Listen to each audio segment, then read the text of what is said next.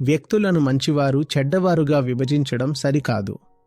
ఎవరిపై అయినా కోపాన్ని లేక దీర్ఘకాలిక ద్వేషాన్ని కలిగి ఉండటం అనేది టెక్నికల్గా తప్పు. వ్యక్తులు అలా ఉండరు. అలాంటప్పుడు వారిపై కోపం ఎందుకు? మనుషులు ఉండరు, కేవలం ప్రాసెసెస్ మాత్రమే ఉంటాయి. వారికి కండిషనింగ్ ఉంటుంది, మనకు కూడా కండిషనింగ్ ఉంటాయి. మన అలవాట్లతో ఏ విధంగానైనా మ్యాచ్ అయ్యే పరిస్థితుల ప్రభావం ఎవరికైతే ఉంటుందో వారిని మనం మంచి వ్యక్తులుగా పిలుస్తాము. ఎవరి అలవాట్లతో మనం మ్యాచ్ కాలేదో వారిని మనం చెడ్డ వ్యక్తులుగా పిలుస్తాము. ఏది మంచి ఏది చెడు అలా ఏమీ ఉండదు. మనం కేవలం మట్టి బొమ్మలం. మనపై రకరకాల సంస్కారాలు పడ్డాయి. వాటికి అనుగుణంగానే మన పూర్తి వ్యవహారాన్ని కొనసాగిస్తూ ఉంటాము.